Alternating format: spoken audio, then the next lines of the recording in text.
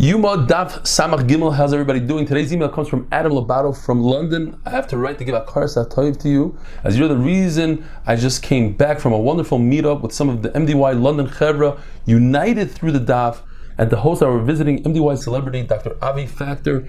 It's been an unbelievable thing. It's picking up steam. Different cities, they're getting together, guys that are watching the shir, just to fabring and reminisce about the shir. It's unbelievable. It's truly like sitting with mishpacha, all from different backgrounds, nusachim, some having joined since the start of bracha, some only recently by Yuma, but the positive energy and excitement was palpable. All discussed how they came to learn the daf, sharing stories and favorite moments from our favorite Maggid shir. Thank you. I had the honor of picking up Abi Factor and got the shmuz with him. Here's a photo attached. Hoping to be with you all in RBS soon, Amir Hashem. Thank you for all you do for Klal Yisrael with love and respect. Adam Lobato, Edgeware, London, UK. Thank you, Adam. So Yom Daf Samach Gimel, we're discussing if you take a carbon Pesach after Pesach during the year and you shecht it. So it's shchitas chutz. What are you chayev? So it's a three-way machloikas. We have a shita that says no matter what you think of, even if you think that it's a shlamim, you are potter. You have another shita that says even if you think that it's a carbon Pesach and there's no carbon Pesach during the year, you are chayev. And we have the middle shita, and that is the shita of Rav Chizda. Rav Chizda says in between, if you think that it's a carbon Pesach, you're potter because you cannot bring a carbon Pesach during the year. But if you think to yourself that you're bringing a carbon shlamim, which you could bring during the year, you're chayiv for shchitas chutz. It's outside the Beis Hamikdash. Even though Rav Chizda typically holds hoil, that's if you don't have to be oiker, you don't have to uproot something physically or say it. Like the sar chatos, you could take it instead of bringing it as the sar of the chatos, you take it as a musaf, but you don't have to be oiker or anything. But a carbon Pesach, you have to switch it with your mouth. You have to say this is not a carbon Pesach anymore; it's a shlamim. Rav Dimi, in the name of Rabbi Yochanan, says it doesn't matter if it's lishma or not lishma, if it's for a carbon Pesach or a shlamim, you are potter. Why? For a carbon Pesach, it's not right, it's not Pesach now. And in order to be oiker and take a carbon Pesach and make it into a shlamim, you can't do that outside of the Beis Hamikdash. That can only be done in the Beis Hamikdash. Ravin, in the name of Rabbi Yochanan, says the exact opposite.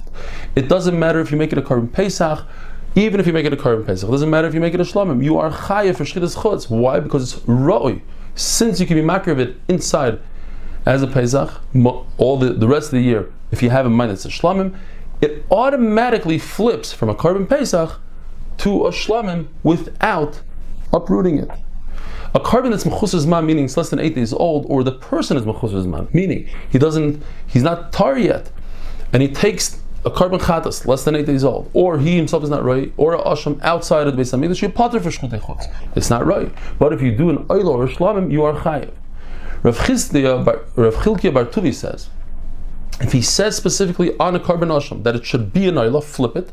Since halachically speaking, it's a good carbon, it's just not good for the owner, you are chayiv. But a typical asham, you don't say, oh, since he could have brought it as an oila, you should be chayiv, because you need an akira. You have to uproot it. You have to say, I want to be over and make this asham into an oila, and you didn't do it. If you take chulin and you shecht it inside the Beis Hamikdash, you're not chayiv. Kachim by the kabayis, you take kachim by the kabayis, and you take them outside, you're not chayiv. Even though they're called a carbon, nevertheless, you're not chayiv on carbon shchutei chutz. Why? Because it has to be something that you could bring at the opening, the Pesach Oil Mayed, and by the kabayis is not that. Sarah mishtaleach, that is the second goat that you throw off the cliff. Since it says lashem, it comes to exclude and say that you potter if you shecht it outside of the Beis Hamikdash. Lashem could go both ways. It could be a miyut, it could be a riboy, depending on what the pasuk says. The sarah mishtaleach is pasul if it's less than 8 days old. It cannot be a sarah mishtaleach, and we have a special riboy because it says lashem. Now you need that riboy because at the end of the day you could ask a question: why do you need a riboy? The fact is you can't make a lottery with that carbon, because what if it comes out that carbon, that animal is a chatos and it's less than 8 days old, so it won't work. So why do you need a special pasuk to say that if it's less than 8 days old, it can't be the sar lahazazel? So we have a number of answers. Either it goes according to Reb Shimon that you don't need a goyrel in a very specific case. If you shechted the chatos and the blood is in the cup and the one that goes off the cliff died, so you just bring another replacement without a goyrel. In that case, you need a pasuk to say that if the animal is less than 8 days old, it's pasul.